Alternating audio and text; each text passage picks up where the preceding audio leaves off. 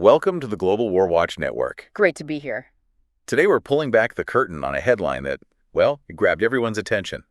Did Trump really threaten Putin with severe consequences? Or did the media just spin another headline? Right. We're going to try and break down the truth behind this so-called Alaska Summit ultimatum. It's definitely caused a stir. You know how it is, some bold statement flies out, the internet just explodes, and suddenly everyone's an expert. Happens all the time. But what are the actual facts here? What really happened in the lead up to this big meeting? We've sifted through the reports, the quotes, the diplomatic whispers. Yeah. Try to bring you the full picture. Exactly. Our mission here is really to navigate these, well, often murky waters of international diplomacy, especially with something this high stakes, a war that's been going on for 3.5 years now. Yeah. So we'll explore the strategic maneuvering, the very real concerns of the key players involved and what this summit truly represents, and importantly, based only on the sources we've got. We want to offer insights that go beyond just the surface noise, help you understand the deeper currents at play. Absolutely. Okay, let's set the stage. We're talking about today, Friday, August 15th, 2025. That's the date set for the big meeting in Alaska. The main event. But the action, the positioning, it really started even before then, didn't it? Just a couple of days ago. That's right.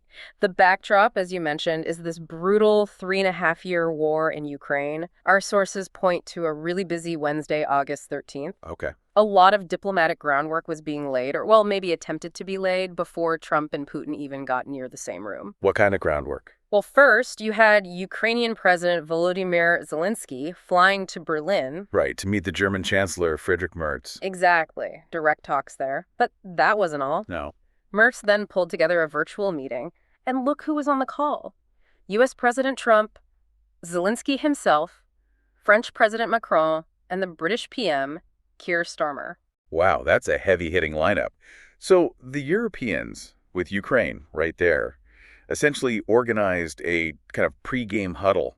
That's a good way to put it. Like making sure their voices, European security, Ukrainian interests were heard loud and clear before the main event. It really looks like they wanted to hand Trump a very specific set of talking points, or at least ensure their priorities were right at the front of his mind before he sat down with Putin. And what came out of that virtual call? Anything concrete? What's significant, according to our sources, was Trump's assurance during that call. He apparently told the European leaders quite clearly that he would prioritize getting a ceasefire in Ukraine during his summit with Putin. Prioritize a ceasefire.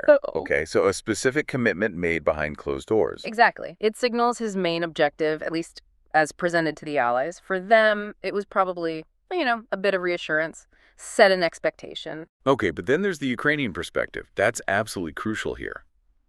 How did President Zelensky feel about all this? He was on that call. What was his message? Sounds like it had some bite to it. Oh, definitely. Zelensky's stance was clear and quite defiant, actually. How so?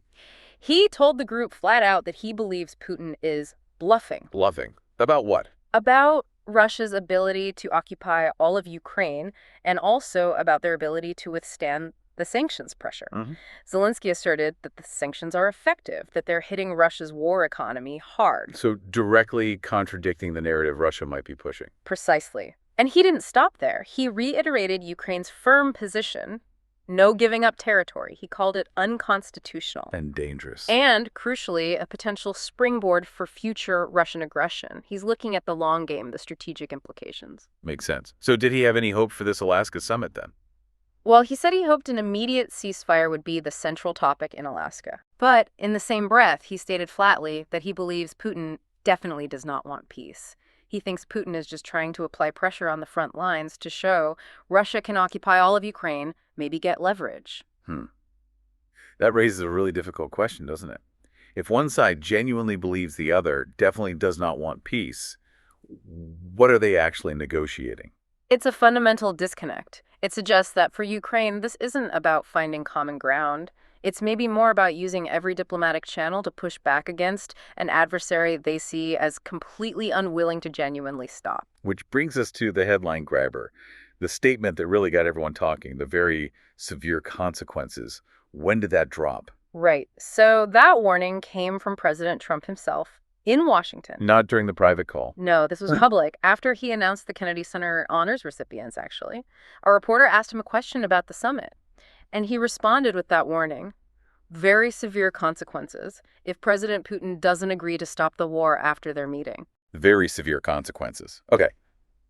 Did he elaborate? Like, what consequences? Nope. That's the key thing. He did not specify what they might be. It was a statement made to the press, not a, formal diplomatic démarche or anything. Classic unspecified threat. It's like your parents saying, you'll see what happens. You never quite know what is. Exactly. Does it sound like a clear ultimatum to you? Or maybe more like, I don't know, a bit of political theater for the cameras? Generate buzz? It could be a bit of both, couldn't it?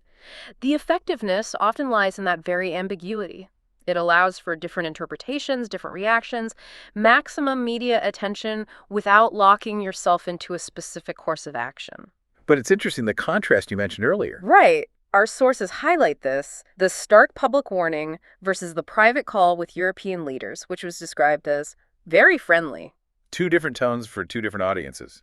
It suggests a deliberate strategy, perhaps. Project strength publicly, reassure allies privately. A dual approach. Okay, so with all this buildup, the European huddle, Ukraine's skepticism, this dramatic warning, what's actually supposed to happen today in Alaska, what's the goal?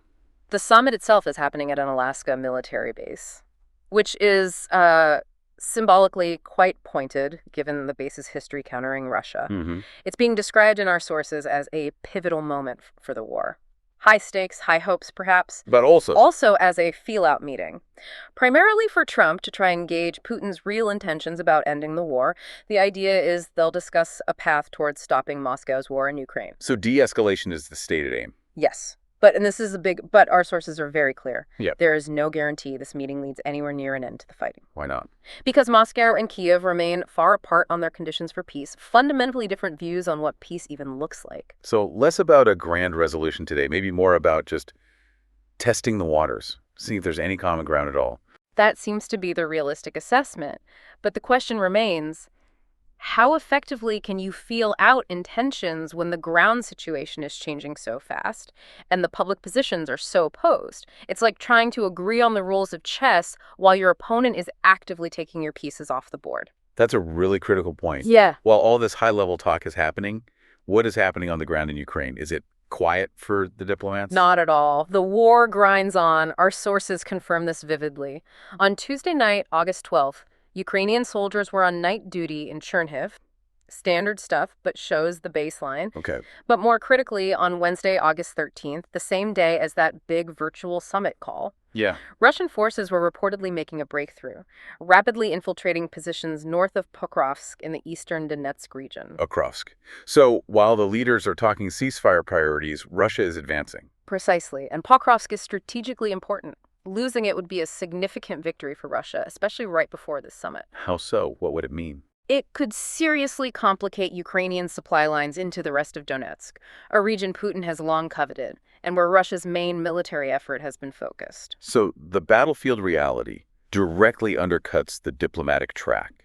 How much leverage does a threat of severe consequences have when the facts on the ground are shifting like that? That's the core tension, isn't it, between the negotiating table and the battlefield? And it wasn't just Pokrovsk. We also have reports from that same Wednesday of a Ukrainian soldier from the 30th Mechanized Brigade prepping a howitzer near Kharkiv. Firing back. Absolutely. The military situation is live, dynamic. It's not paused for diplomacy. The idea that one summit, even a pivotal one, can just switch off an active war, well, the immediate reality challenges that. Okay, looking beyond just this meeting today, what are the bigger concerns, especially for the Europeans, given Trump's history and some of his past statements on this? There's definitely an undercurrent of apprehension among the European allies. Our sources make that clear. About what specifically? They've expressed disappointment before about Trump suggesting Ukraine might have to give up territory or accept land swaps where it's unclear what Russia would even give in return. Right, that's been a consistent worry. And then there's the NATO issue. The sources say the Trump administration has already taken the leverage of Ukraine's NATO membership off the table. Which was a key demand from Putin. Exactly. So this signals a potential shift. The U.S. might be signaling, okay, European security is more on you now, we're focusing elsewhere.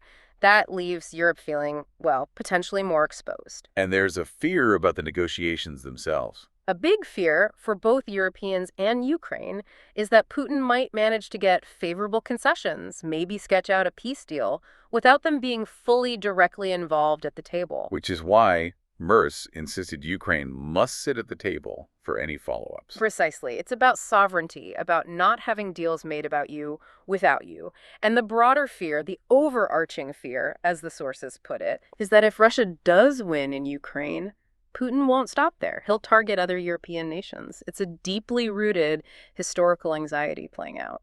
And how does Trump fit into that fear?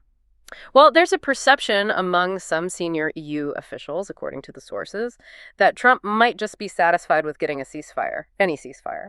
A sort of peace in our time moment, regardless of the terms. Potentially. Yeah. That he's more interested in broader U.S. interests and great power politics, maybe even aiming to, ramp up business with Russia again, rehabilitate Putin on the world stage. That's a serious concern for allies who see Putin as an ongoing threat. So if nothing concrete comes out of Alaska today, Merz suggested the U.S. and Europe should and must increase the pressure on Moscow. Yes. It sounds like the pressure cooker is already pretty hot before the meeting even starts, doesn't it? Absolutely. It implies that even if this summit doesn't deliver a breakthrough, the diplomatic maneuvering, the strategic pressure, it's all set to continue, maybe even escalate. So as we wrap this up, it's really clear the Alaska summit isn't just some simple meeting. It's a convergence point. You've got shifting rhetoric, high-stakes diplomacy, and crucially, real military action happening simultaneously. That question of severe consequences hangs in the air, but the reality, as always, is way more complicated, way more nuanced. Indeed. And the challenge for you, listening, is to look beyond those easy headlines. Consider the different motivations, the deep-seated fears that each player brings to the table, the U.S., Russia, Ukraine, the Europeans. Yeah. If this truly is a pivotal moment, think about the precedent. What could a potential ceasefire, or maybe the failure to get one, mean for future conflicts? How might it redefine the roles of these major powers down the line? Lots to think about beyond just today's outcome. Definitely long-term implications. Okay, that's it for this conversation on the unfolding situation around the Alaska summit. We hope you feel a little more informed and maybe a lot more curious about this intricate dance of global politics. Thank you for spending your time with us and for your interest in getting a clearer picture of these really complex events. If you found this discussion insightful, please do remember to like, share, and subscribe to the Global WarWatch Network. It really helps us out. It does. And we genuinely want to hear your thoughts. Please share them in the comment section below. You can also join the conversation on social media. All the links you need are right there in the description. Thanks again for listening.